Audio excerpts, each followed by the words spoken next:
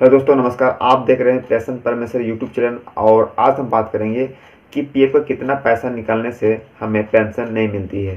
तो इस बात को शुरू करने से पहले हम ये जानेंगे कि सबसे पहले कि हमें पेंशन मिलती कब है। यदि आप किसी भी कंपनी में काम कर रहे हैं और यदि आपका पीएफ कटता है तो आप पेंशन के प्रावधान है, यानी आपको पेंशन मिल सकती है। पेंशन पाने के लिए आपकी जो मिनिमम जो वर्क पीरियड होगा, या भी आपको कंपनी में या फिर किसी भी संस्था में आपको काम करने होंगे या ये आपको उसको योगदान देने होंगे, वो है आपका जो मिनिमम ईयर, वो है आपका 10 साल। यानी किसी भी संस्था में जहाँ पर पीएफ करता है आपको 10 साल तक वहाँ आपको नौकरी करनी पड़ेगी।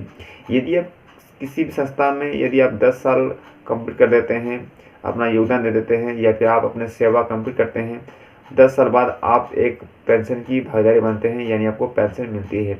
तो यह बात आता है कि आपको यदि आप किसी भी कारणवश यदि आप पीएफ से पैसा निकालते हैं तो आपकी पेंशन में क्या असर होगी, आपको पेंशन मिलेगी या नहीं मिलेगी।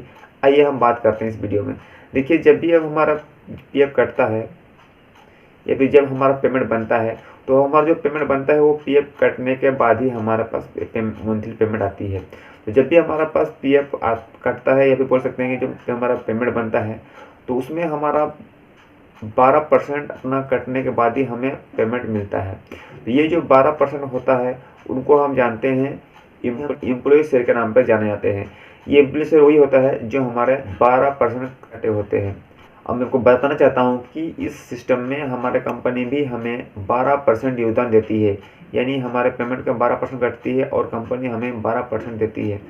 12% में 8.33 जो परसेंट होता है वो हमारे पेंशन कंट्रीब्यूशन में जमा होता है और 3.67% वो हमारे एम्प्लॉय शेयर में जमा होता है। यानी अगर देखा जाता है जो पीएफ का पैसा तो होता है एम्प्लॉय शेयर और एम्प्लॉय शेयर दोनों को एक साथ जोड़ के जो हमारे नॉर्मली मैसेज में आते हैं वो मैसेज आते हैं। जबकि जो 8.33 जो कंपनी का दिया है जो पैसा होता है जो पेंशन शेयर में जाता है, वो पैसा एक पेंशन के तौर में जमा होता है। ये 10 साल कंप्लीट होने के बाद ही हमें ये लागू होता है, या बोल सकते हैं कि हम उसको क्लेम करके पैसा निकाल सकते हैं जॉब छोड़ने के बाद, या उसे हम जब हमारे 58 साल हो जाएगी तो हमें मंथली पेंशन के रूप में वो पैसे को हमें मासिक पेंशन के तौर में वो पैसा हमें मिलेगी। तो अब यहाँ बात आता है कि कौन सा पैसा या फिर कितनी पैसा निकालने से हमें पेंशन नहीं मिलती है। तो मैं ये बता दूँ, ये जो आपका एम्प्लॉय शेयर है, यानी बोल सकते हैं कि हमारा कटा हुआ 12% पैसा अगर इसको हम निकाल देते हैं तो इससे हमारा पेंशन पर कोई असर नहीं पड़ता है। चाहे आप उससे कम निकालें या फिर उससे पैसा पूरा निकालें, इससे पेंशन पर कोई असर नहीं पड़ता है। हाँ, यदि आप एम्प्लॉय शेयर को निकालना चाहते हैं तो इसके लिए कम से कम आपकी किसी भी संस्था में या किसी भी कंपनी में आपको 5 साल की नौकरी करनी पड़ती है। इसके बाद ही आप इसे निकाल सकते हैं।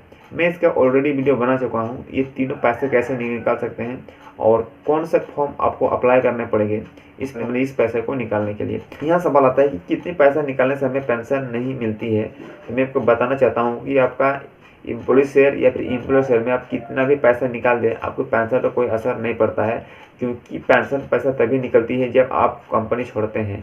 इसीलिए आप ये जो आपका एम्प्लॉय शेयर है किसी भी इमरजेंसी फंड, यानी कि शादी, एजुकेशन या किसी बीमारी के प्रावधान में आप पैसे निकाल सकते हैं। और ये पैसा निकालने के लिए कुछ इमरजेंसी फंड में ये पैसा निकालते हैं, और यदि आप पैसा निकालते हैं तो उसमें पेंशन पर कोई असर नहीं पड़ता है। इसलिए यदि आपके साथ में कोई ऐसे बुरी वक्त है या फिर आपके पास कोई ऐसी समस्या आ गई है तो आप पैसे निकाल सकते हैं। इसमें आपको पेंशन पर कोई दिक्कत नहीं होगी, यानी आपकी जो पेंशन मिलनी होगी वो पेंशन आपको मिलती रहेगी।